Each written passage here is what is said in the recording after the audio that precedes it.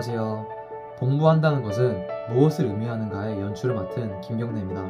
이 작품은 징병제에 대한 이야기를 프랑스와 한국 두 아버지의 시선을 통해 담아낸 작품입니다.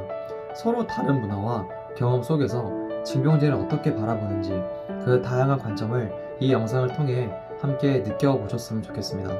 감사합니다. Over the past few years, the shadow of a past we thought buried has begun to stretch again across the continent. At Europe's border, tension rises, echoing the cold, rigid atmosphere of the Cold War. Like a distant tremor from the days before the fall of the Berlin Wall, an old threat resurfaces, diffuse, unpredictable. In France, the older generation still remember what it felt like to live under that pressure. My father once told me, his voice calm but heavy with the weight of memory. Parce que Berlin, on estimait que les Russes pouvaient atteindre la France en 3 jours. 3 days. A handful of hours for everything to collapse. That sentence, passed on from father to child, tells more about fear than any history book could. Today, as Europe watches familiar worries return, France is questioning itself. How do you prepare a generation that has never known conscriptions? The debate reappears. Should a new form of military service be reinvented? To understand this question, we need to look further, toward East Asia. In South Korea, the threat has never vanished.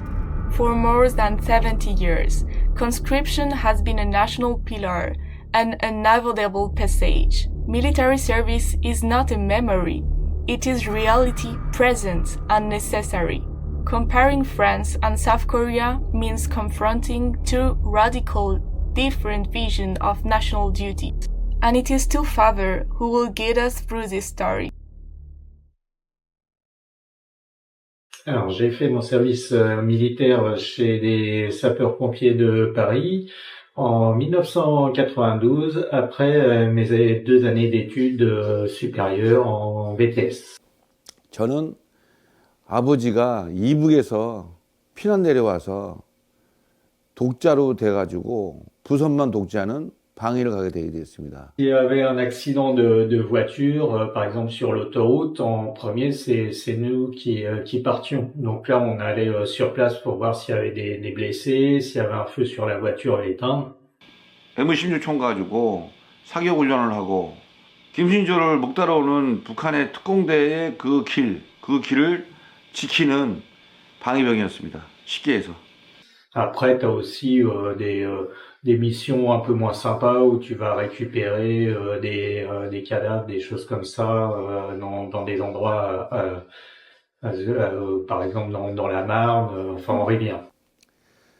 가을에 날씨가 되게 추운데 새벽에 갑자기 5시에 점호를 하더니 비상명령이 떨어졌어요. 그래서 그 새벽에 이제 군복을 입고 나오는데 날씨가 추워서 이빨에 오한이 생기고 그 관역 10개에서 5개 이상 못 맞추면은 얼차례를 받습니다. 그 얼차례가 총을 들고 산을 2바퀴 뛰는 겁니다.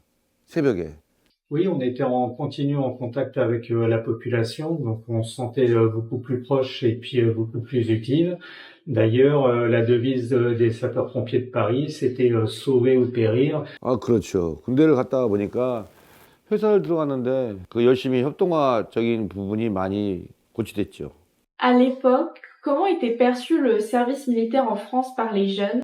C'était plus une contrainte, surtout pour ceux qui avaient fait des études et qui avaient un diplôme, enfin bac+2 ou bac+5, pouvaient demander à faire militaire du contingent. 그 당시에 군대를 갔다 오면은 남자로 태어난다.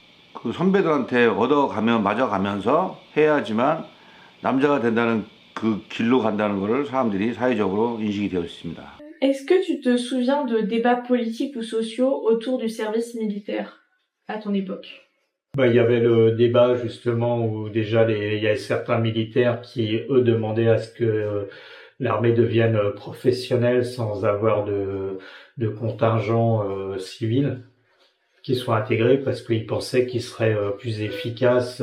우리 선배들은 무조건 의무고 군대를 가지 않으면 사회적으로 무조건 매립된다. 물론 사회에서 취직할 때도 군필자의 경우 사람을 채용하기 때문에 그 당시의 인식은 무조건 군대를 갔다 와야 된다. Penses-tu que ton expérience est comparable à celle justement d'un jeune en Corée aujourd'hui qui doit faire son service militaire obligatoire? Même contexte, parce que la grande jeune, il y a quand même le péril de la Corée du Nord qui est à prendre en compte. Nous, on avait le péril russe qui était au niveau de Berlin. Donc, parce que Berlin, on estimait que les Russes pouvaient atteindre la France en 3 jours. C'est pour ça qu'il y avait toujours des contingents qui étaient au niveau de Berlin et puis au niveau de l'Allemagne pour freiner une éventuelle invasion russe. Parce que les Russes étaient aussi en Pologne, donc très proche de toute la partie Allemagne, France. Est-ce que tu penses justement que le service obligatoire justement militaire en France, il répondait à ce besoin, cette peur de se faire attaquer par l'URSS? Il y avait ça et puis avant il y avait eu la guerre en Afrique du Nord, donc Algérie, Maroc.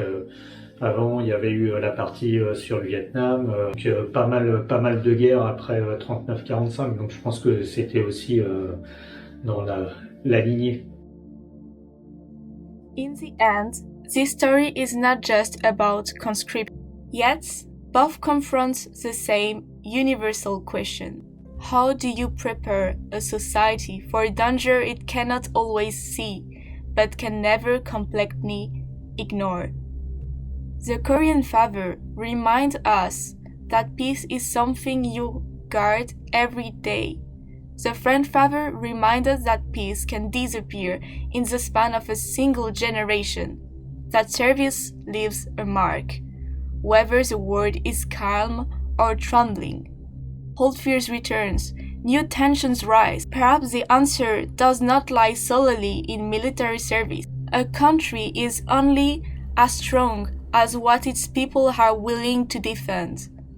When the moment comes, what does it mean to serve?